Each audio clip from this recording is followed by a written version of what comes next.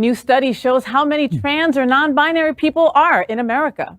A new Pew Research Center poll shows that the number of people who identify with a gender other than the one assigned at birth may be higher than previously thought. On average, 1.6% of the adult population in the U.S. identifies as a transgender man, transgender woman, or non-binary. Adults under 30 are far more likely to identify as other than cisgender, with slightly over 2% identifying as a trans male or female and slightly over 3% identifying as non-binary. 44% of adults now say they personally know someone who is trans, up from 37% in 2017. 20% of adults say they know someone who is non-binary. This increase in visibility is beneficial in the fight for gender-affirming care and transgender rights. Well, it's an interesting survey. I think what's also interesting is specifically not just the increase in the percentage of trans people. And let's be clear, there's the same amount of trans people. It's just people are able to feel affirmed in identifying as trans. Mm-hmm. And what's really, really interesting, even more so, is the increase in people who identify as non-binary, who don't identify as, who don't identify, I'll stop talking with my hands, who don't identify as transgender, like a binary transgender. And the reason why is because of language, right? So they did a study on detransitioning. They followed trans youth over 5 years, and they found that, first of all, very few of them detransitioned. That's not really a common statistic. But of the people who did, they didn't detransition to being cisgender. They actually started identifying as non-binary, which is language that they didn't really have at the beginning of the study, the same way that they do now. Mm-hmm. Interesting to me, the process of the 90s, the first decade of the new millennia in 2000. One of the keystones of LGBT acceptance was if you knew somebody that was LGBT, specifically if you knew a gay man, generally, but LGBTQ.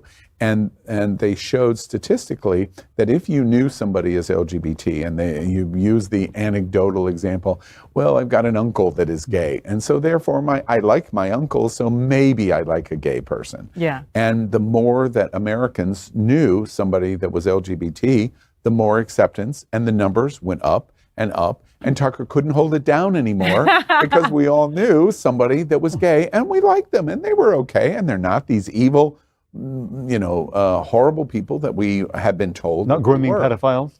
Grooming, well, they're trying again on that. Right, yeah. But that's the interesting thing about this study is the growing number of people that know someone that is trans or non-binary. The end result, you can't keep the tide back. You just can't keep your finger in the dike forever. And the more trans people you know, you'll go, oh, okay, all right. Yeah. And as a result, that increases acceptance. Was that a pun about something in the dike? Could you explain that? And one last thing that pops off the page for me in this study.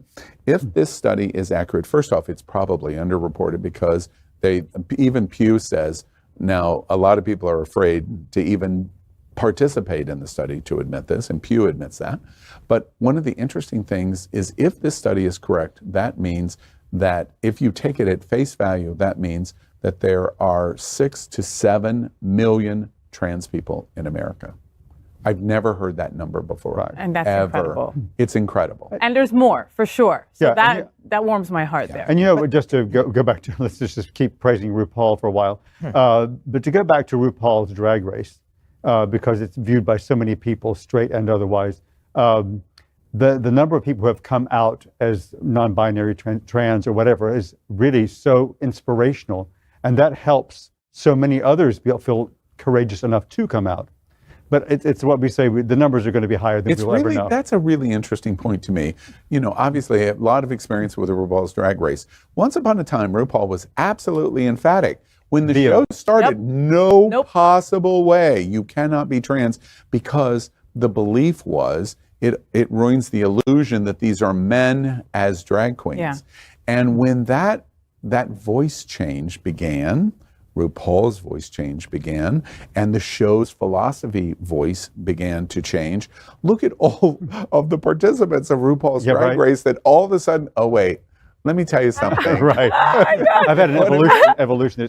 Right? But when you go to a drag show, a brunch here, wherever, there are always And who trans. cares? I And who mean, if cares? it's drag because it's all drag, right? We never, right. it's all It's all drag. Wait, somebody should tell RuPaul. That's a good line. Wait They a already minute. did, right? And I think what's interesting as well is I love seeing the stages when someone has an LGBT person in their life, especially trans people, because everyone that is in my life has a gay person in my life, because here I am. But when you have a trans person in your life and seeing the stages of that transphobia breaking down, first they use them as sort of this token. They use it to be like, well, I know a trans person and I'm cool. and I'm cool, so I know, and then they try to use it to justify transphobia, and then they start thinking about it more and more, and then they're And they able- learn. Wait, Max, I will tell you in complete honesty, when I came down here 3.5 years ago, you just described Al. I came He's down come a here long way. without, I don't think, I overtly knew anyone that was trans. Later I find out that, of course, I did. Al, you're a mouth-breathing moron. But beyond that, people were put in front of me, and I began to go, gosh, the problem is not the community. The problem is my attitude. And you know who sealed the deal for me on what you just said? Is Raji Narayan. I watch Raji transition from botched and she uses this word herself, in terms of how people describe her as being monstrous And a freak. she and a said. freak. Yeah. And Horrible. the revolutionary process that she goes through, nobody would go through that. Nobody would volunteer, oh, let me live my life this way. It was the need of who the person really was. And when I began to realize that, everything for me began to change. And I'm proud of that, to be honest You with should you. be. Yeah. And Someone at your age to learn something new. Got to get it in there, right, Yeah. girl? Somebody needs to send this to Bill Maher. After all those rules crap that he did last week, someone needs to send him this because his brain must be exploding for sure. Exactly. LGBTQ plus news is vital for our community and for the broader world as a whole. We have enough enemies at Fox News.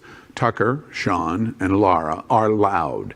We need passionate allies. Happening Out Television Network, Queer News Tonight, and It's Happening Out are literally out of the closet and into the headlines. Our community needs your support. Like this broadcast and subscribe now to ensure the growth of the entire LGBT